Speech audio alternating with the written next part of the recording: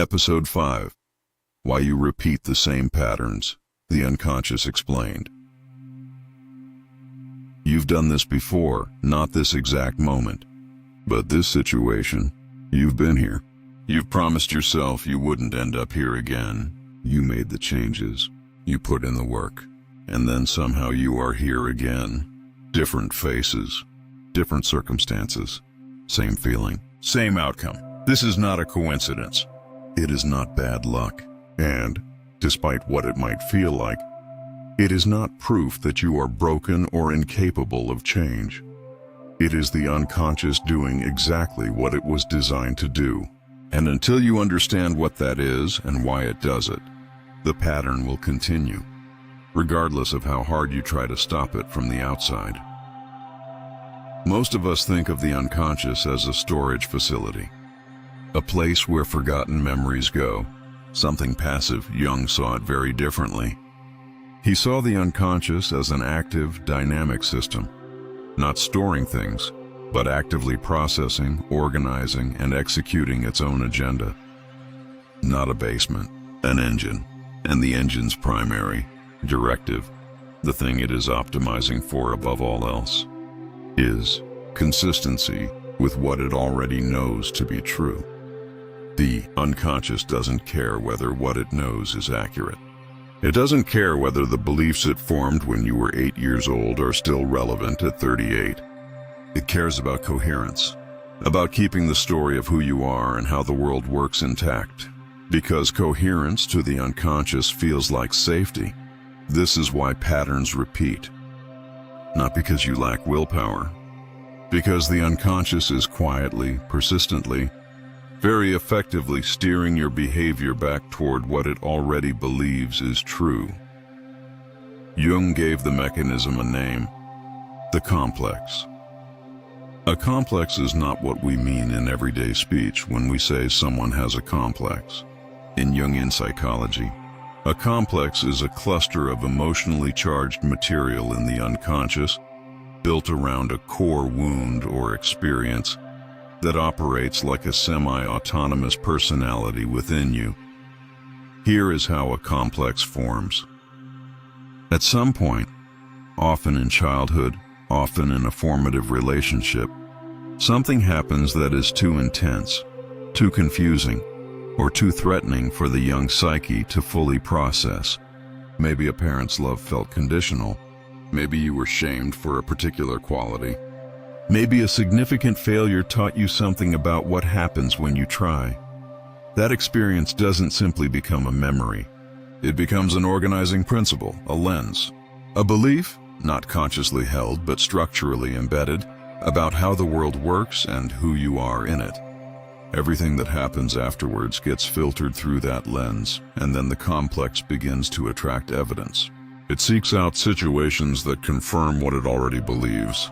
It steers your choices, your partner choices, your career choices, your conflict responses, toward outcomes that prove the original wound right. This is not pessimism. This is the mechanism, and naming it is the first step to interrupting it. While every complex is individual, 3 categories of repeating pattern show up most consistently.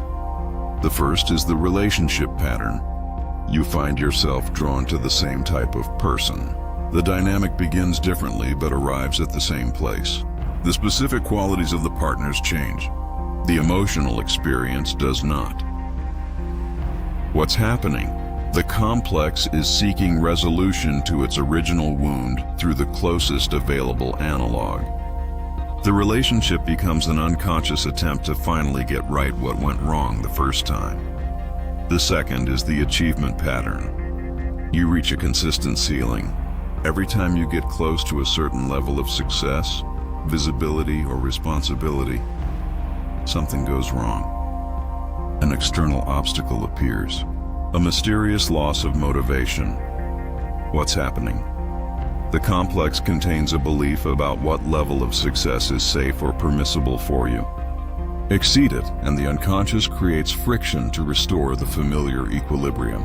The ceiling isn't external, it's structural. The third is the identity pattern.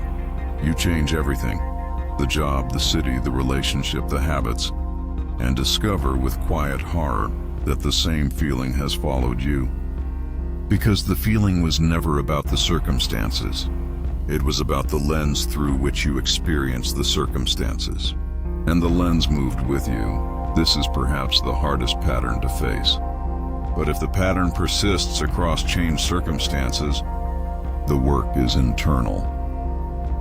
Here is why most attempts to break a pattern fail. They operate at the wrong level. Willpower is a conscious resource. The pattern is an unconscious structure. Trying to overpower the complex with willpower is like trying to redirect a river by swimming harder against it. The river doesn't know you're swimming. It will outlast you every time. This is not a criticism of effort. Effort matters, but effort directed at the symptom, the behavior, the outcome, the recurring situation, without addressing the underlying structure, achieves limited and temporary results. Jung observed that most of his patients had tried, often heroically, to change through will and discipline. The pattern persisted not because they lacked character, but because they were trying to solve an unconscious problem with conscious tools. The door to the complex doesn't open through force. It opens through understanding, through bringing the original wound, the original belief, the original experience, back into conscious awareness. Not to relive it, to see it clearly enough that it stops running you from the dark. Interrupting a pattern requires 4 things, in sequence. First, recognition. You have to see the pattern as a pattern, not as a series of unrelated bad luck events. The recognition that this is a pattern, one that originates in me, not in circumstances, is a significant psychological event. It is the beginning of everything else. Second, tracing the root. When did this first happen? What was the original experience that formed this lens? You are looking for the moment when the belief was first established, the moment you concluded something about yourself or about the world that the complex has been defending ever since. Third, testing the belief. Is it actually true now? Most unconscious beliefs were formed in conditions of limited agency and incomplete information. They are outdated instructions running on new hardware. Fourth, choosing differently, once consciously in a low-stakes situation. You don't have to dismantle the entire complex in a single act. You have to make one choice that the complex would not have made, and then notice that you survived it, that the catastrophe it predicted did not arrive. One different choice. Then another. Then another. This is how the pattern changes.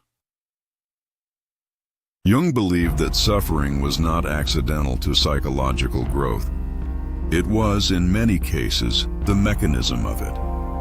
The pattern repeats until it creates enough pain that the psyche is willing to look at what's generating it. And at a certain point, the pain of the pattern exceeds the comfort of the familiar explanation, and something becomes visible that was previously invisible. This is not an argument for suffering. It is an argument for taking your suffering seriously, as information rather than punishment. The recurring pain is a signal. The signal is pointing at a structure. The structure can be examined, and what can be examined can, over time, be changed. You are not doomed to repeat. You are being given again and again the chance to see something you have so far missed. The patterns in your life are not evidence of who you are. They are evidence of what you unconsciously believe. And beliefs, unlike character, can change. Jung spent his career insisting on this. That the unconscious, once brought into consciousness, loses its autonomous power. That the wound, once seen clearly, no longer has to be the architect of your choices. You are not the pattern. You are the one who can see it. And that distinction between being run by something and being able to observe it is the entire difference between repetition and growth. Next week, the persona, the mask we build to survive, and the cost of never taking it off. Link is right here. Subscribe, and I'll see you in the next one.